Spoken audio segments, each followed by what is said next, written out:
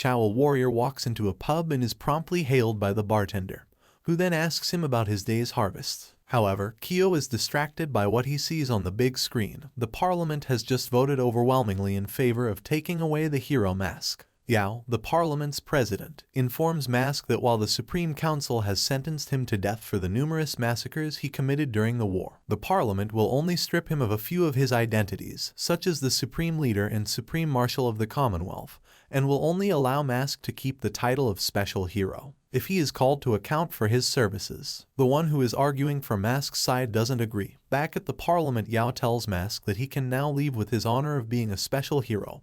Mask is confused because he clearly remembers dying during the sneak attack. Mask still clings to the belief that the danger with mutants is not over yet, and further states that Mask only wants to return to the days when everyone looked up to him, while acknowledging to himself that Mask's existence as a hero is unparalleled. Yale asks him if he's unhappy with the decision, while also pointing out that Mask lacks both political acumen and empathy, which ultimately puts him at odds with the interests of far too many people. For the past few years, the Commonwealth has completely destroyed Mask's reputation in society. Yao believes that if Mask dared to dispute, people would just see the hero as someone who was lusting towards power. Yao smirks while the anti-masked viewer is convinced that he has just been proven correct. However, they are all shocked when he says that he is giving up the title of being a special hero because he is tired of being one. Yao then claims that Mask's petty attitude indicates that he is dissatisfied with the decision.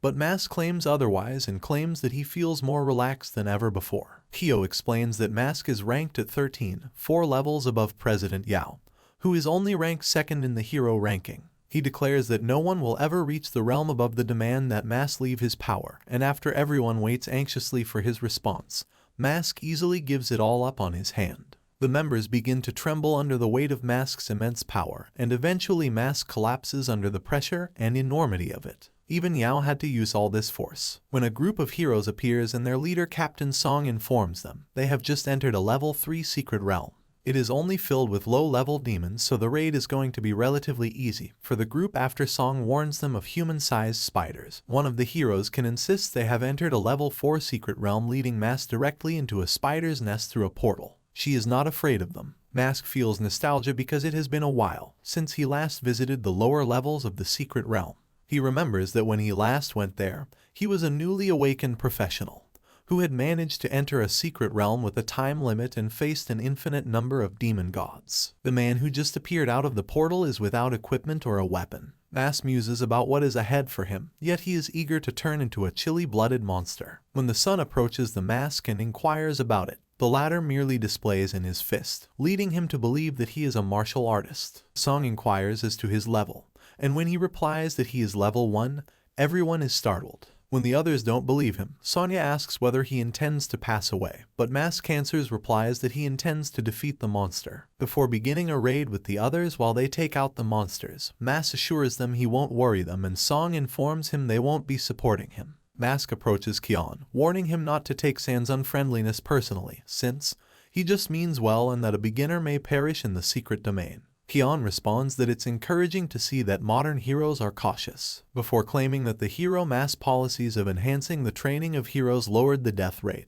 Chan mentions that he speaks like the upper-class people from the Commonwealth. She then introduces herself as a level 2 healer, to which Mask responds by introducing himself as a level 1 professional, who has not yet decided on a career path. When Conan notices Chu staring at her, he yanks her toward himself just as a large shadow spider lands on the area where she was standing. Chu then grabs hold of the spider's leg, breaks it off, and uses it to pierce its head. The other heroes are astounded by Chu's martial arts prowess after seeing what Chu has done, who tells Qian to let him go as she is strangling him, and she quickly apologizes in embarrassment as a notification shows that he just gained that the leveling system of a monster does not differ much from a hero's with the system and his experience from his past life. He's contended that he's no ordinary martial artist as he had a clear understanding of the monster structure, and he relied entirely on his skill to fight at a higher level. The captain praises him for preserving the can and assures him that he will get a portion of the award. When the heroes have finished dealing with the other shadow spiders and are set to take on the monster, Song informs them that he'll be absorbing the aggro while they inflict damage. Chu just replies that it's only appropriate to aid each other in the hidden world, which gets Song agitated. The The group's mage eventually comes to the conclusion that it was incorrect of her to think of Mask as the savior of mankind, as he had massacred everyone in the city of Chuga, and Tulsa, the group's archer, requests to see the hero Mask's trial. Loki responds that there is no point, as it is obvious that he will be found guilty of his crime. Song stops the argument and tells everyone to concentrate on the boss. Everyone is excited about the loot they'll get after killing the boss when it shows up. The group immediately gets to work while Qiu muses that all the monsters in the low-level secret realm therein have no intelligence.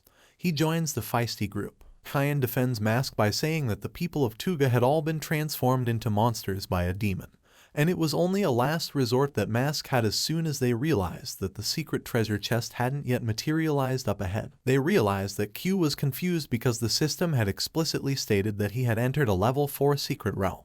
They heard a noise before a schoolgirl wearing an astronaut helmet showed up. They quickly realized that she is the boss of the secret realm. Although initially perplexed as to why the boss was so easily killed, Lao Kai attempts to launch another attack when webs suddenly shoot out of the girl's wound, entangling Loki's arms and preventing him from moving. The webs then snap the bones in Loki's arms, sending him into a frenzied scream as the others stare in horror. Song then instructs their mage to use a spell to kill Loki. 8 legs sprout from the girl. Lao Ki tries to flee, but the girl's leg stops him as it pierces through his chest. Enraged, his friend attacks the boss, but is stopped by Qiu, who warns him that he'll just end up dead. Sun decides that they must fight, and as they retreat, the girl spider shoots her webs at them and some of it latches on. Song Tul's tries to help, but the girl shoos her away. Chu aids Song in fleeing, and Chan rushes to heal him while the mage cries and flees in horror. When the healer asks Qiu why he isn't also fleeing, Qiu replies that there is no escape. The boss of the realm only allowed the mage to flee because she feeds on the native emotions of her prey. When the mage returns, the boss reveals himself to be a beast chosen by the outer gods of the void. These beasts are endowed with terrifying abilities and frequently bizarre appearances to humans, and they are given terrifying powers. When a human is sent to a level 4 secret realm while lacking any power, they subconsciously believe that the system is improper. Qiu informs her that even though he doesn't have any power right now, his spirit and soul are still at level 14, which surprises the truly stupid boss. He moves closer to her, announcing that he has just learned a new skill and that his monster status is now enabled. He tells her that he is grateful that she knocked everyone out because he can now fight her seriously. He continues by saying that she, as a mere god chosen, should be proud that she is seeing him now fully transformed. As he prepares to attack the god-chosen beast, he briefly vanishes and then reappears with one of her legs, and the realm boss shivers and attempts to flee with one leg, but Qiu chops it off, causing her to tumble as she crawls away. The survivors are then transported out of the secret realm in the city. 2 hours later, Chan wanders around in a daze. Earlier, after being transported out, Sun was rushed into the hospital while Qiu and the mage left as they weren't injured. The beast replies when Qiu asks the beast what is she expected to be played with as she did earlier with the hero. What is she expected to die before I smash my feet against your head? When Kyan calls out to him, he refers to her as the healer, which makes her pout. She then tells him that she's happy that he's okay and offers to take him to her home, where she has a separate room where he can stay. When he notices a medal by the door, Chu explains that it's the medal her father, a level 5 melee hero, received after he retired. She tells him with excitement that her father fought. She welcomes him in after seeing his look and telling him she's fine since she's doing great now. Then she leads him quietly into his room. Once he receives further funds from the secret, Hugh intends to reimburse her. When the door opens, a girl in a wheelchair who can call Keenleo arrives. She introduces Q to her sister and explains his situation. But after she departs, Canlu becomes upset that the other girl simply allowed a stranger to live in her home. Canli rushes to apologize to him, claiming that while Canli was ordinarily a good person, she was not in a good mood that day because her idol Mask was being judged. Chu secretly believes that he didn't anticipate having a large following. While surfing the forum, Channels comes across a comment who calls Mask a self-centered cretin for giving up his power while it was developed by merging all human resources. The commenter is persuaded that he faked handing up his position of authority and is only evading justice. Canli yells indignantly in response, "It's because of Mask that people survive through the dark times." She angrily rejects Kimon's invitation to eat at the table. The healer apologizes for their basic fare, but Q praises it and recalls the bland monster meat he used to eat at the border while watching TV. When asked about Mask's disappearance, a professor replies that the widespread internet theory that the Mask giving up of his power was all a hoax is untrue since it's impossible to vanish abruptly without power. He then dismisses the worries of people who support mask by claiming that without mask, when asked about his perspective on the topic,